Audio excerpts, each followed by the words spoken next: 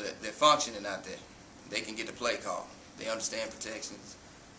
They understand our run checks, and that's not easy. But both of them are coming along, and the thing I'm happy about at that position, one is competitive.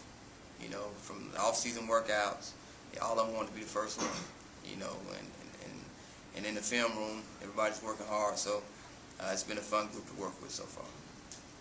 When Coach Fisher talks a lot about all the things he learned from Coach Saban during his time in New York, Coach Saban too. What differences have you seen from Jimbo, for the Jimbo you played for, versus after his time? It hadn't been a difference because everybody talked about Coach Saban, but that was Coach Fisher back in 1993. You know, his intensity has always been the same. His intelligence for the game has always been the same. Always been ahead of the curve. Like I said, I was the first quarterback at Auburn to throw for 3,000 yards. One of the first quarterback in the West to throw for 3,000 yards. Everywhere he's been, he's had a 3,000-yard pass. I think it was only 3 in the West, and he coached all 3 of them. So nothing has changed about it. You know, I think just had to get an opportunity. And, you know, he probably could have done this 10 years ago, to be honest with you. But I don't see any difference. You know, I just think the structure that we have here now in the organization, I think that's that the way we get get a chance to rep, probably script 165 plays of practice, and everybody gets to practice. You know, you can't go to any football program other than Alabama and get that, where every guy on the field, even the walk-ons, have an opportunity to go out and get better. So we're always constantly developing talent and evaluating our own players, not only our players, but the high school kids also.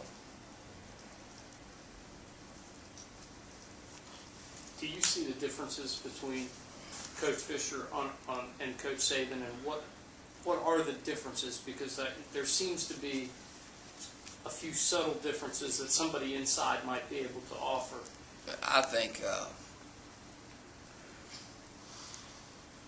I wouldn't want to say that the differences, but I think people feel more comfortable talking with Coach Fisher.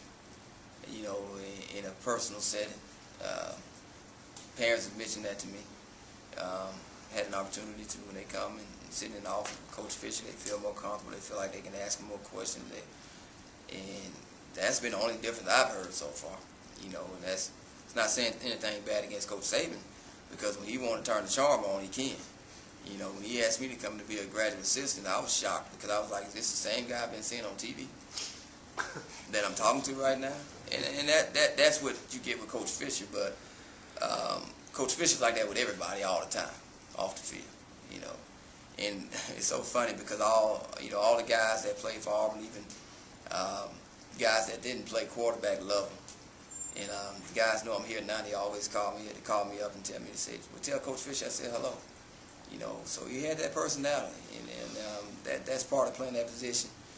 Getting everyone around you to play at their highest level. And he's doing that as a head coach, and he did it when he was at Auburn. And, you know, people still remember that. And it helps me out when I can go out, and some of my old teammates are involved in this recruiting process right now, that I can pick up the phone and call, and they'll vouch for Coach Fisher. Do you think that came from his relationship with the Bowden family, and then the last few years working under him? It may have. You know, because the Bowdens are very personable. They are very friendly.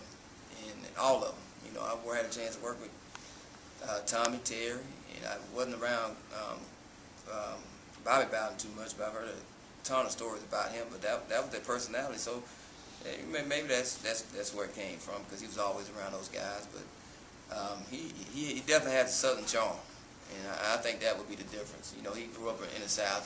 He was here a long time. He understands that. And Coach Saban being from the North, he just turns it on when he wants to. So I would say that's the difference. Chris Nate from War Champ. How has Coach Fisher's playbook evolved from when you played for him to now when you coach for him? I think more checks right now. I'm always in the good play. Back when I played, the passing game was almost identical. But right now he's doing some more things. Put the quarterback in position to always have a good play. And it's been fun, you know, so I'm excited about it. But you have to have a smart guy that can handle it and understand the checks and know where to go with football. Dameyune, you're surrounded by a staff that's very diverse. You got some older guys, you know, like we're terrific.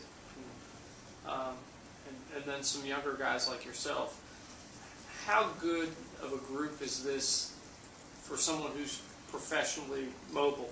You know, someone like yourself, James, you know, who probably have other aspirations down the road. I mean, it's a real mixing pot of different ideas and different backgrounds and everything else. Just as far as a coach's development, is this a really good place to be right now? Well, in my opinion, we're around the best coaches in the country. So